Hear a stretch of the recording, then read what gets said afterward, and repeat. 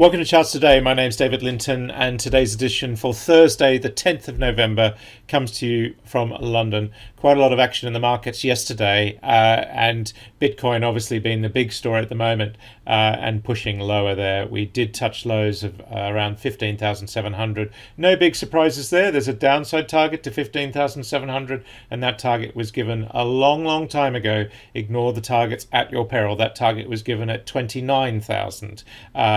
And we've got another further target to 11,500.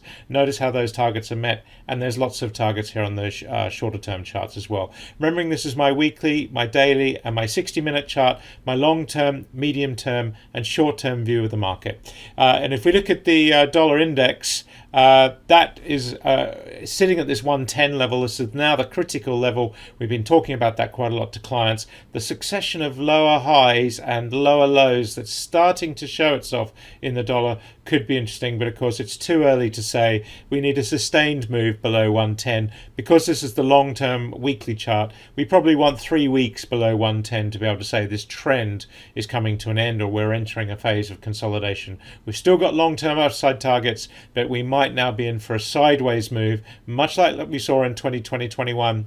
Having run, it would be unlikely that this trend would continue another 20% higher in one go. It can happen, but we'll probably go sideways before we go up again. And so we're just starting to see the dollar weakening there on the daily chart. And as I say, the sustained move below 110 is really what we want to see.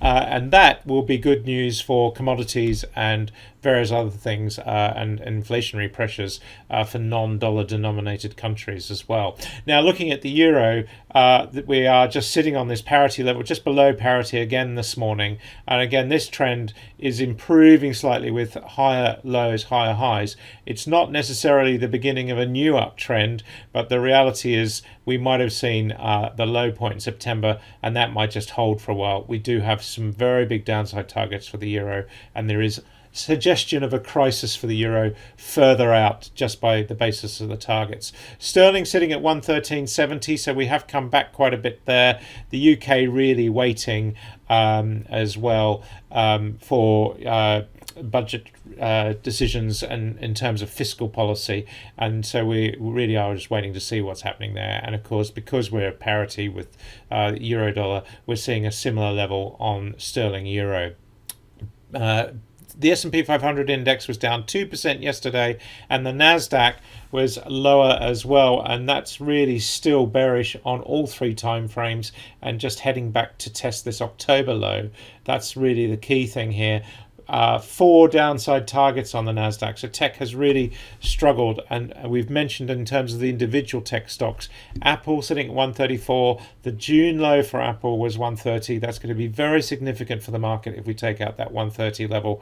And we've got targets, of course, lower. If we make new lows, we negate the upside targets. That's the key there. And Amazon, we've got a target to 84. That was given back at 107. Of course, there was target to 98 that was given at a much higher level, and we're now sitting at 86, so we're getting quite close to that target. So tech really struggling. We're seeing the S&P future up 0.25% this morning, so that's looking a little bit better. And the Nasdaq future up 0.3%. So we are just seeing that markets will bounce a little bit after that big fall yesterday. The FTSE future is down 0.14% this morning.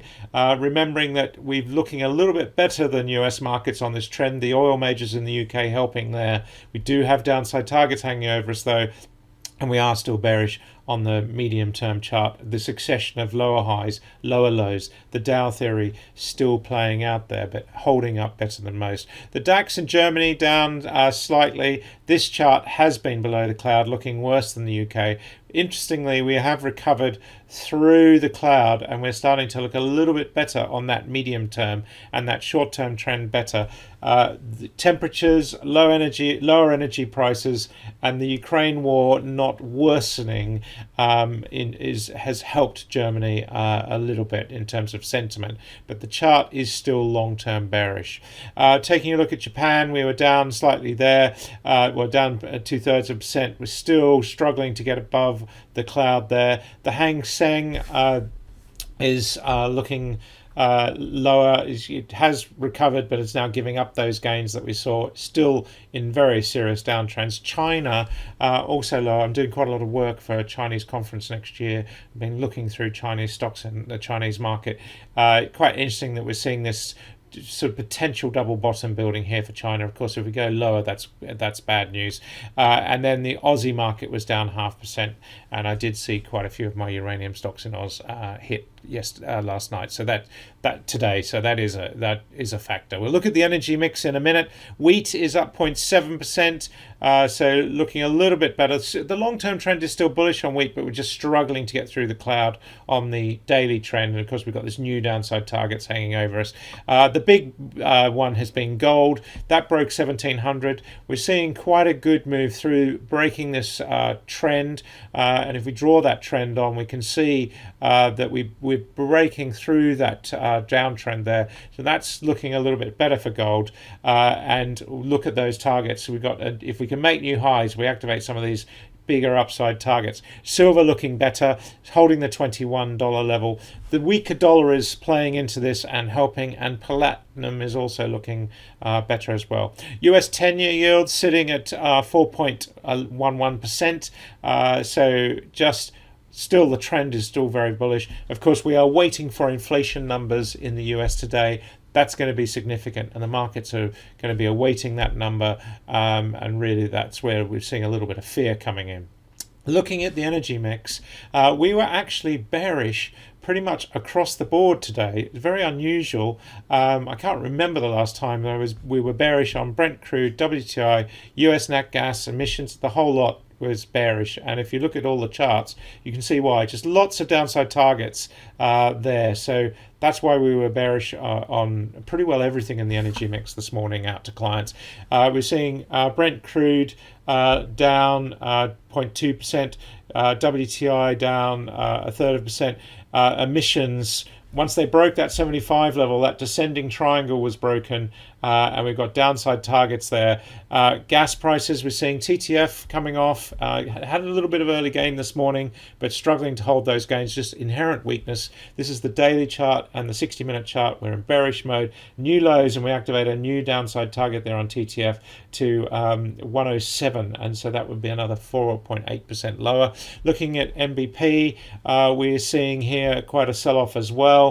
Just really testing this level here at 250. That's going to be really quite important, and that's going to be one to watch. We've got a downside target here on the 1 minute chart pointing to 249, so we're probably going to find a little bit of support there, and some bigger downside targets on the daily 60-minute charts, so really worth watching. German power pushing lower. 320 is the price now, with lots of downside targets. We were bearish there, of course, for clients this morning. No big surprises there. And in fact, if we look at our, we can see here the alerts, but if we look at our German power report, we put this report out on the 4th of October, and we gave targets to when the price was at 421 euros, we gave targets to 370, 385 as the short term, medium term 350 to 325. We're sitting at 320, and there are the long term targets. So the fact is, all these targets in the report were there. And of course, if we look at what's happening today, the alerts, downside target there on WTI met, and we can go right the way through here. So you can see targets on emissions, new targets kicking in all the time. Look at that, multiple downside targets. That really just tells you for today we are going to fall away. So you really need to keep an eye on those targets as those alerts come into your screen. So that's it for today. It's a pretty tough day for energy. Great if you're a buyer of energy, but not great if you're a producer. And that's the way the cookie crumbles, of course, in the energy business. And keeping an eye on this dollar, that's going to be a really significant thing. And those inflation numbers out today. Until tomorrow, happy charting. See you then.